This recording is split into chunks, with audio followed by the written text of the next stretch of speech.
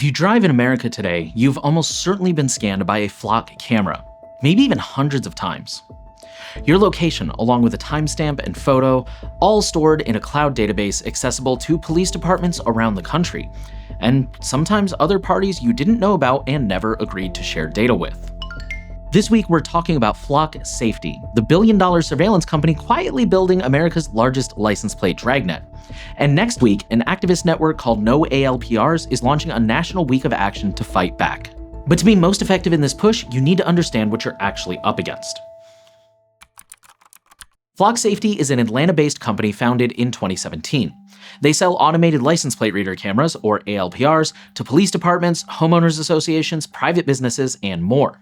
These cameras capture every vehicle that passes by, regardless of whether it's involved in any crime. Plate number, timestamp, and GPS location are uploaded to Flock's cloud servers in real time. But it's actually worse than that. Flock cameras don't just capture your plate, they capture unique details about your car, like bumper stickers, luggage racks, and maybe even damage, and add that to your vehicle's fingerprint. Currently, the Flock network has over 100,000 cameras in more than 12,000 communities across the United States. There's a good chance that there's at least one near you if you live in even a relatively large city. The sales pitch is simple. Local agencies pay Flock monthly subscriptions for camera hardware and software access. Police officers can then log into a dashboard to search for specific plates. They can track stolen vehicles, wanted persons, Amber Alerts, etc. But that story leaves out critical details. In order for cops to search for bad guys, they have to record every single plate. By default, Flock cameras store footage for 30 days, but customers can configure it to last longer, up to 5 years in at least one case. This creates a searchable movement history of millions of ordinary drivers. Flock claims that the data belongs to the subscriber, but Flock's architecture allows nationwide queries. A small-town police chief in Kansas can search for a plate spotted in Los Angeles.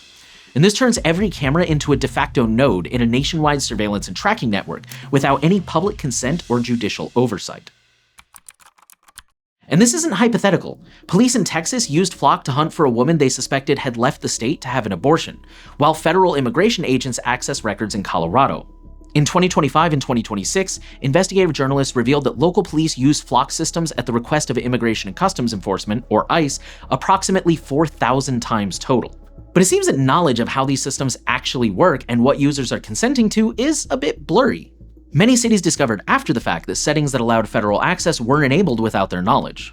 They'd subscribed to local crime prevention, not border enforcement cooperation. What makes this all the more shocking is that many agencies are going to great lengths to cover up their use of these systems.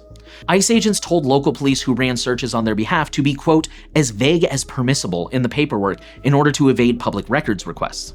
Beyond the civil liberties concerns, Flock's technical security has raised alarms.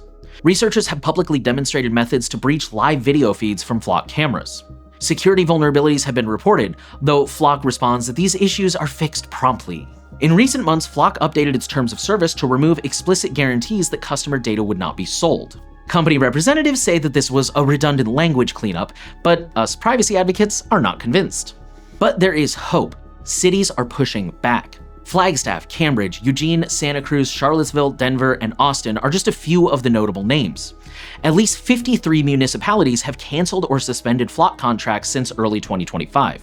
Citizens are waking up to the truth behind the sales pitch. These aren't innocent tools to keep us safe and help police solve crimes. They're surveillance instruments that are being abused and unchecked. Before we move into solutions, if you're finding this video valuable, consider supporting Privacy Guides. Privacy Guides is an impartial nonprofit whose mission is to provide the best digital privacy and consumer rights advice on the internet. Members get early access to videos, a members-only section of our forum, and priority during our weekly livestream Q&A. There is a link in the description. Every contribution funds deeper research into the companies shaping our digital rights landscape. So what does fighting back against Flock actually look like? It starts with understanding that resistance is possible. The cities that have successfully pushed back on Flock didn't do it through magic. They used transparency campaigns, Freedom of Information Act requests, public testimony at city council meetings, and coordinated pressure on elected officials. These are all things that anyone can do. DFlock, the organization coordinating the No ALPRs movement, maintains a public map of where cameras exist, cities that have won contract terminations, and legal resources for communities considering action. Their toolkit can show you how to file a public records request, how to identify decision makers in your area, and how to structure your arguments that will resonate with officials concerned about optics and liability. Some communities are pursuing ordinance-based bans. Others are negotiating contract exits before renewals. A few are replacing Flock with smaller vendors, although it should be noted that shifting to a different ALPR company doesn't necessarily solve the underlying surveillance problem. The goal is removal, not vendor swapping. But this is where you come in. DFLOC is coordinating a national week of action against ALPRs, running August 16th through August 22nd, 2026. During this week, activist groups nationwide will hold public meetings, teach-ins, sign campaigns, flyer distributions, and city council actions targeting local camera contracts. You can participate even if you don't know your city's contract status. Check dfloc.org to find existing groups in your area. If no group exists in your area, Privacy Guides has our own activism toolkit at privacyguides.org/activism that you can use to help start such a group. The surveillance infrastructure was built without public consent, but it can be dismantled with organized pressure. It's already happened over 4 times. This week in August is about accelerating that momentum, turning scattered local efforts into a coordinated national pushback. Companies like Flock want you to think that your only choices are safety or surveillance, but that's a false dichotomy that they push to line their own pockets. No studies have ever found a conclusive link between surveillance and significant drops in crime. And in fact, you can find multiple examples of times when cities ramped up the surveillance and crime rates remained completely unchanged or increased.